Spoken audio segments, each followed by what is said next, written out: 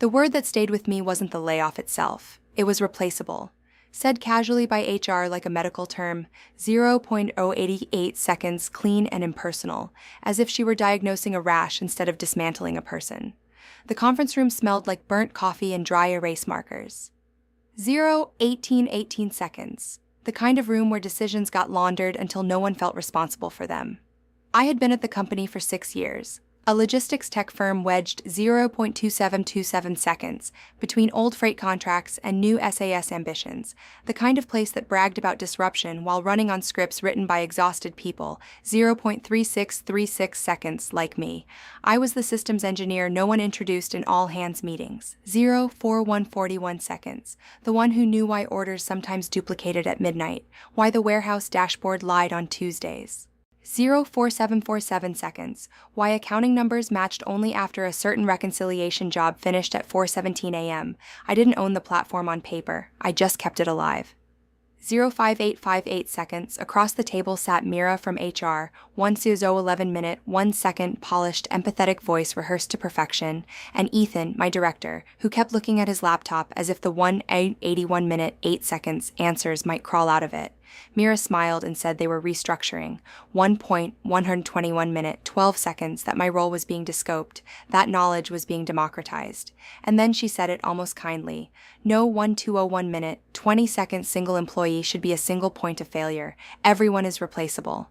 I felt heat rush into my face, not anger.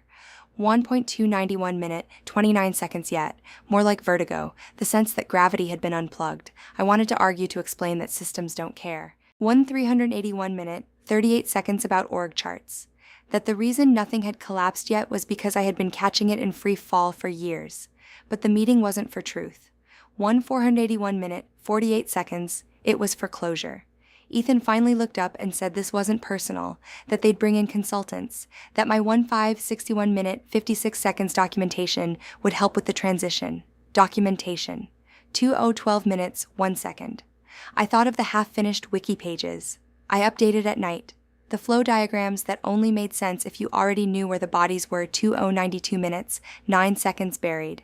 The Slack messages where I begged for time to refactor brittle integrations and got told we'd 172 minutes, 17 seconds, prioritize it next quarter. I nodded because nodding was easier than screaming. They slid a severance packet across the table like a peace offering. 282 minutes, 28 seconds as I walked back to my desk. The office felt different, lighter somehow, like it had already exhaled me. I packed 282 minutes, 38 seconds, quietly the framed photo of my sister's wedding, the notebook where I tracked cron jobs and dependencies no one else, 2.462 minutes, 46 seconds, wanted to understand. Coworkers avoided eye contact, not out of cruelty, but fear, as if unemployment were 2,542 minutes, 54 seconds, contagious. On my last day, I sent a handover email, precise and restrained, 3,013 minutes, 1 second listing known risks, open issues and dependencies. Nothing dramatic, nothing hidden. I warned about the order, 3.093 minutes, 9 seconds orchestration service that retried it forever under certain conditions. About the billing sync that assumed warehouse 3.163 minutes, 16 seconds timestamps were always sane. About the permissions layer patched 3 times over because a rewrite kept getting 3,243 minutes, 24 seconds deferred. I asked for confirmation that someone would own these areas. The reply came from a manager 2 levels removed, 3,133 minutes, 33 seconds, thanking me for my contributions and wishing me luck. No questions, no follow-up. That night, lying awake, the 3.433 minutes, 43 seconds ORD replaceable echoed again, and with it came something colder than anger, a clarity I hadn't expected. I realized they hadn't beaten me by pushing me out. 3,553 minutes, 55 seconds. They had simply removed the last thing holding their contradictions together. I wasn't going to sabotage anything. 4.034 minutes, 3 seconds didn't need to. All I had to do was exactly what they said they wanted. Stop being a single point of failure. As the 4.114 minutes, 11 seconds days passed and my access expired, I felt the strange calm of someone stepping off a ledge after being told, 4,184 minutes, 18 seconds, there was a net. The desire for revenge didn't arrive as a dramatic vow. It settled in like a decision already made. 4,274 minutes, 27 seconds, quiet and inevitable. The understanding that when the system finally broke, it wouldn't be an accident. It would be the consequence of calling a human replaceable and meaning it. Revenge, 4:3:94 minutes, 39 seconds. Once I admitted the word to myself. 4:14 minutes, 41 seconds didn't feel heroic or cinematic. It felt procedural, like opening a ticket and knowing it would never be closed. The 4:05:04 minutes, 50 seconds first week after I left, I tried to be normal about it. I slept late, updated my resume, told people I'd decided to 4:05:84 minutes, 58 seconds move on. But every morning, my brain replayed systems diagrams instead of dreams. Invisible queues backing up, jobs colliding, retrees multiplying quietly. 5:105 minutes, 10 seconds. I told myself it wasn't my problem anymore, and that scared me more than the anger because part of me wanted to fix things out of habit. The internal 5:195 minutes, 19 seconds. Conflict wasn't about whether to hurt them. It was about whether to let go of being the person who prevented pain. I 5:265 minutes, 26 seconds, had been rewarded for responsibility for so long that abandoning it felt like negligence. Even though they'd stripped 5:335 minutes, 33 seconds it from me, I kept hearing Mira's voice replaceable and Ethan's silence, and that reframed everything. If I 5:4:15 minutes, 41 seconds intervened now, if I warned louder, if I saved them again, I would be proving them right. So the plan, if it could be 5:4:95 minutes, 49 seconds called that, wasn't active sabotage. It was restraint. I would document what I knew publicly, where appropriate. Keep 5:575 minutes, 57 seconds copies of my emails and watch. The risk was obvious. If something went wrong fast, they could blame me, accuse me of 6:56 minutes, 5 seconds, withholding information, rewrite the story. That fear kept my chest tight for days. I imagined lawyers parsing my 6:136 minutes, 13 seconds words, imagined my name dragged into meetings I wasn't invited to. To counter that, I did something small but 6:206 minutes, 20 seconds deliberate. I forwarded my final handover email to my personal archive, 6:256 minutes, 25 seconds timestamped, and added a follow-up clarification to the same thread, 6:306 minutes, 30 seconds offering 30 days of paid consulting at standard rates if they needed help. It was polite, professional, and 6:376 minutes, 37 seconds, immediately declined. They said they had it covered. That was the first test of the boundary, and when it held, 6,436 minutes, 43 seconds, something in me steadied. The second week, I started noticing signs from the outside. A former teammate messaged 6,506 minutes, 50 seconds, asking if I remembered how a particular reconciliation worked because numbers weren't lining up. I replied carefully, 6,586 minutes, 58 seconds, pointing him back to the documentation and the manager now assigned. He thanked me, said they were slammed, that a new 7:057 minutes, 5 seconds vendor had changed some APIs. I closed the chat window and felt sick, then oddly light. This was harder than 7,137 minutes, 13 seconds pushing a button, harder than breaking something because it required me to trust that gravity still worked. I told 7,207 minutes, 20 seconds myself this wasn't cruelty. It was consent. They had consented to replaceability. The first real complication came when an ex-manager, 7,297 minutes, 29 seconds called me directly. Not Ethan, but someone adjacent. Voice strained, asking if I could just take a look at an issue. 7,367 minutes, 36 seconds, with order statuses not syncing to the warehouse. He framed it as a favor. Old times, 10 minutes. My instinct screamed 7,437 minutes, 43 seconds to help, because 10 minutes could save days of chaos and because I liked being needed, but I heard the trap too. Once 7,517 minutes, 51 seconds, I engaged, I'd be pulled back in, blamed if it didn't fully resolve, used as a stopgap. I said I could do consulting under a simple contract. He went quiet, 8,028 minutes, 2 seconds, then said he'd get back to me. He never did. That night, I didn't sleep. 8,068 minutes, 6 seconds, replaying the decision, wondering if this was petty, if I was punishing innocent coworkers for leadership's arrogance. The motivation had to be 8,158 minutes, 15 seconds clarified, or the plan would collapse under guilt. I wasn't doing this to watch people suffer. I was doing it to force accountability into the open, to 8,238 minutes, 23 seconds let consequences map cleanly to decisions without my body absorbing the shock. The third week brought the first 8,318 minutes, 31 seconds measurable crack. A partner portal went down for several hours, and the company posted a vague status update about 8,388 minutes, 38 seconds intermittent issues.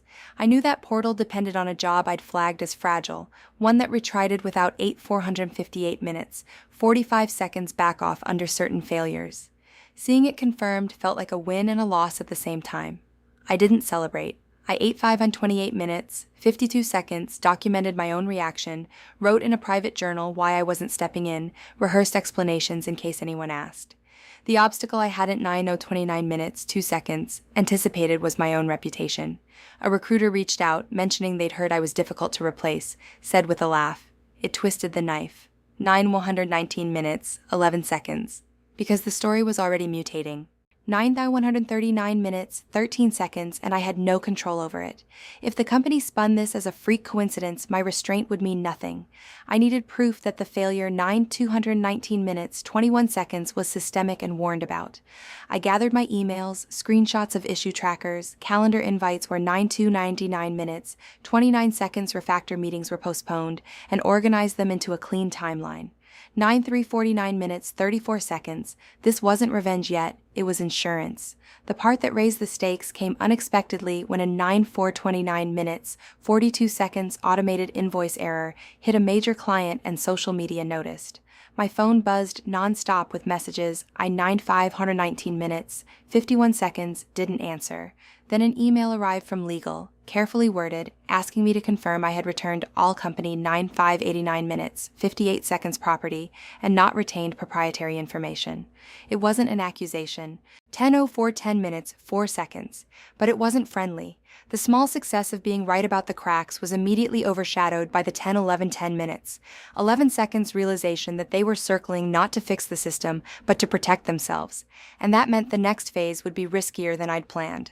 10,2110 minutes, 21 seconds. By the fourth week, the conflict was no longer theoretical. It had a pulse, and it was beating faster than I'd expected. 10,2910 minutes, 29 seconds. The company's outages stopped being intermittent and started acquiring adjectives, cascading, unresolved, 10,3710 minutes, 37 seconds, client-facing. A former coworker sent me a screenshot of an internal Slack thread by mistake, then immediately apologized 10:45 minutes, 45 seconds, and deleted it, but not before I saw my name floated like a ghost, followed by the sentence, "He left no documentation." 10:53 minutes, 53 seconds on this part. That lie hit harder than the HR meeting. It wasn't just that they'd called me replaceable. It was 11 autos in 11 minutes that they were now quietly repositioning me as negligent to shield themselves. The moral dilemma sharpened instantly. 11:09 minutes, 9 seconds. If I stayed silent, I protected myself legally, but allowed a false narrative to solidify. If I spoke publicly, I 11:17 minutes, 17 seconds risked being accused of retaliation or breach. The stress sat behind my eyes, a constant pressure. I drafted responses I 11:26 minutes, 26 seconds didn't send. Arguments I rehearsed to an empty room. Then the unexpected turn arrived from an angle I hadn't considered. An old operations analyst, 11:37 minutes, 37 seconds Lena, reached out not to ask for help. 11:40 minutes, 40 seconds, but to warn me. She said finance was scrambling because revenue reports no longer reconciled with warehouse data and that during an emergency call. 11:50 minutes, 50 seconds. Someone admitted they didn't fully understand how the systems were stitched together because the guy who built the 11:56 minutes, 56 seconds glue left. She told me this quietly, not to pull me back in, but because she felt complicit and scared. That was when I 12:05 minutes, 5 seconds, realized the collapse wasn't just technical, it was political. Decisions made to look efficient were now being exposed by numbers that refused to lie. 12.15 minutes, 15 seconds, and someone was going to be blamed. I could already see how the story would end if I did nothing. So I took my 12 minutes, 22 seconds, boldest step yet. Still legal, still clean, but no longer passive. I replied to the legal email, confirming I'd 12 minutes, 31 seconds, returned everything, and retained nothing proprietary, and attached my original handover email and follow-up consulting. 12 thon 38 12 minutes 38 seconds offer, politely, noting that I had documented all known risks and offered support that was declined. I copied my 12 46 12 minutes 46 seconds personal counsel. It was a calculated risk, a line drawn in ink. The reaction was swift and colder than I anticipated. 12 57 12 minutes 57 seconds. Within hours, HR replied with a clipped acknowledgement, and my LinkedIn profile started getting anonymous views from 13,004 minutes, 4 seconds people with familiar titles. The pressure escalated internally too. Lena told me a task force had been formed, 13 minutes, 12 seconds, consultants flown in, diagrams redrawn by people who didn't know which parts were aspirational and which were brittle, 13 minutes, 19 second shacks holding reality together. Then came the consequence I hadn't predicted. 513 minutes, 25 seconds. The consultants triggered a failover scenario no one had tested in production, and the system didn't just 13 minutes, 31 seconds wobble, it froze. Orders stopped updating, inventory counts locked, billing queued endlessly. For 12 hours, 13 minutes, 41 seconds, the company couldn't ship. This was the point where my restraint turned into something heavier. I felt responsible 13 minutes, 49 seconds again. Not because I caused it, but because I could see the shape of the disaster so clearly. The psychological 13 minutes, 56 seconds wait was suffocating. The knowledge that a single conversation, a single intervention could alleviate real pain for real people. I paced my apartment, 14 minutes, 7 seconds phone in hand, arguing with myself. Was this still about accountability, or had it become punishment by omission? The 14 minutes, 15 seconds answer came not from introspection, but from another twist. A recruiter forwarded me a message accidentally. 14 minutes, 22 seconds thinking I was already aware, asking for a back-channel reference check because the company was quietly looking to hire 14 minutes, 29 seconds, a senior architect to stabilize post-transition systems. And in the notes it said, previous owner departed abruptly, knowledge gap unresolved. 14 minutes, 41 seconds abruptly. That was when anger finally burned through the fog. They weren't learning. They were editing. I decided 14 minutes, 49 seconds to act again, but differently. I wrote a factual, unemotional memo addressed to the company's general inbox, attaching the same documentation and timelines, 14 minutes, 59 seconds, stating clearly that I was available for short-term consulting under a defined scope, market rate, and with written 15 minutes, 7 seconds acknowledgement of shared responsibility for decisions taken after my departure. 15 minutes, 12 seconds. I didn't send it immediately. I sat with it for an hour, then another, feeling the risk stretch thin. When I finally hit send, my hand shook, not with fear, 15 minutes, 24 seconds, but with the release of choosing. The response wasn't immediate, but the fallout was. Lena called me late that 15 minutes, 31 seconds night, voice breaking, saying leadership was furious, not because of the content, 15 minutes, 37 seconds, but because my calm professionalism made it impossible to paint me as reckless. 15 minutes, 41 seconds. At the same time, legal was now involved in every decision, slowing everything further. The turning point arrived the 15 minutes, 49 seconds next morning in the form of a single email from Ethan, the first since the meeting. It was short, stripped of corporate polish, and it said, we need 15 minutes, 58 seconds to talk. Things are worse than expected. Reading it, I understood the stakes had shifted. This was no longer about whether the system would recover, 16 minutes, 6 seconds, but about who would survive the story of its failure, and any move I made next could either end this cleanly or pull me into a spiral where everything I'd 16 minutes, 15 seconds protected was suddenly at risk.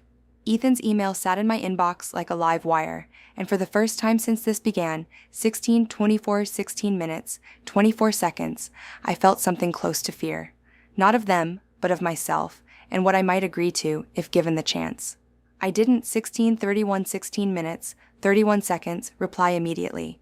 Instead, I reread my memo, My earlier emails, every line calibrated to be factual, restrained, 16 minutes, 40 seconds, defensible. This was the stage where people made mistakes because they wanted relief more than resolution. When I 16 minutes, 48 seconds finally answered, I suggested a call with legal present and outlined my terms again, unchanged. The call was scheduled 16 minutes, 56 seconds for the next morning.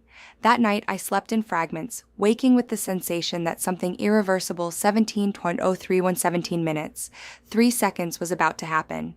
On the call, Ethan sounded older. He admitted the consultants hadn't stabilized anything.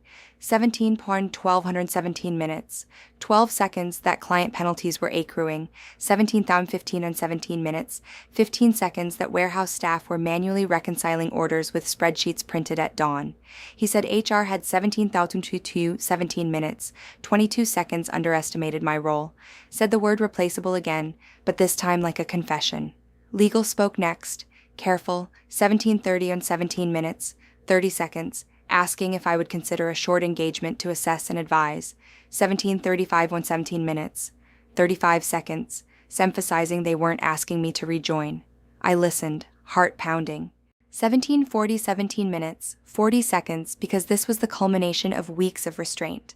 And now the temptation to fix everything surged back, to step in and be the hero, to 17 minutes, 49 seconds, prove my worth in action rather than principle.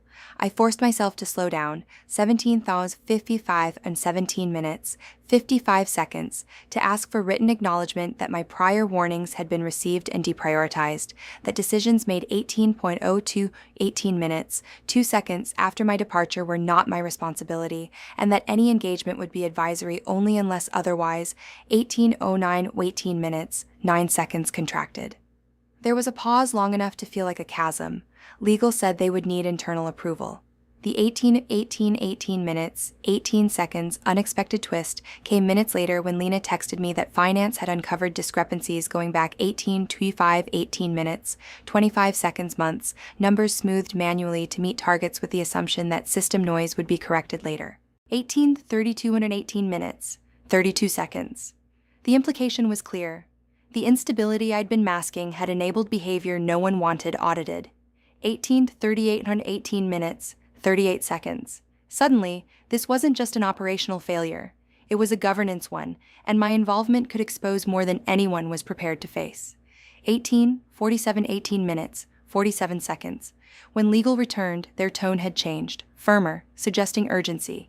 18 minutes, 52 seconds, asking if I could at least outline immediate steps verbally. I declined. 18 minutes, 56 seconds, reiterating that anything substantive would require a signed agreement. The call ended politely, but strained. An hour later, I received a draft contract. 19 minutes, 6 seconds. It meant most of my terms, but included a clause about cooperation in any internal reviews. That clause felt like 19 minutes, 12 seconds a hook. Agreeing meant tying my fate to their narrative. Declining meant letting the collapse continue. The emotional 19 minutes, 20 seconds wait was crushing because I knew people on the ground were exhausted. 19 minutes, 24 seconds scared, doing their best inside a machine that had finally run without its silent corrections. I called my lawyer. 19 minutes, 31 seconds stalked through scenarios, probabilities. 19 minutes, 33 seconds, reputational risks. She said something that cut through the noise. You're not obligated to save people from the consequences of decisions made about 19 minutes, 42 seconds, you. With that, the plan crystallized into its final form. I proposed a revision, advisory scope only, 19 minutes, 49 seconds fixed term, no obligation to participate in internal investigations beyond my own documented work, and a public internal 19 minutes, 57 seconds memo acknowledging the transition risks I'd raised and the choice to proceed regardless. The reply took hours. During 20 minutes, 5 seconds that time, the company posted another status update, longer this time, 20 minutes, 9 seconds, admitting a major outage. My phone rang repeatedly, numbers I didn't answer.